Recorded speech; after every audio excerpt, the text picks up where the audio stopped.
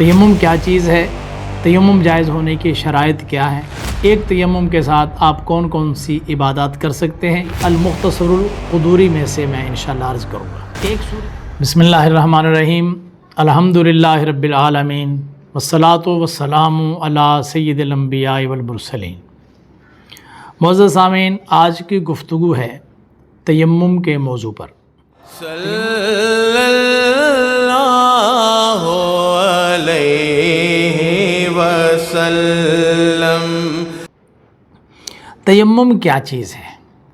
تیمم 2 مرتبہ زمین پر ہاتھ مارنا ہے، زمین پر ماریں یا زمین کی جنس میں سے کوئی بھی چیز ہو جو زمین کی جنس میں سے شمار ہوتی ہے، اس پر 2 ضربے مارنا ہے، 2 مرتبہ ہاتھ مارنا ہے۔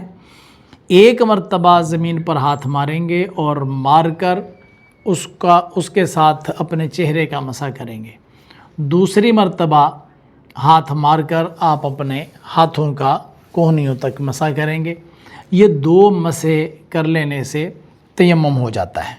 اس میں یہ نہیں ہے کہ جس طرح وضو کی جگہ پر تیمم کرنا پڑتا ہے نا، وضو کے قائم مقام ہے، تو ایسا نہیں ہے کہ جس طرح وضو میں پانی کے ساتھ کلیاں کی جاتی ہیں، اب کوئی شخص کہے کہ چونکہ وضو کی جگہ پر اب تیمم آپ کر رہے ہیں تو آپ کو چاہیے کہ مٹی کے ساتھ کلیاں کریں اور منہ کے اندر مٹی ڈالیں، ایسا نہیں، ناک کے اندر مٹی ڈالیں، ایسا نہیں ہے۔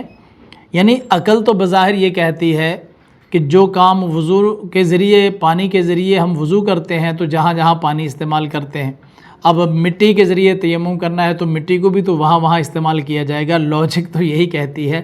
لیکن یاد رکھیے کہ اسلام ہمیں ماننے کا درس دیتا ہے، چاہے وہ بات ہماری عقل میں آئے یا نہ آئے۔ بس 2 ضربے ہیں، ایک مرتبہ ضرب زمین پر ماری، چہرے پر پھیر لی، دوسری مرتبہ زمین پر ماری تو اپنے ہاتھوں کا مسح کر لیا۔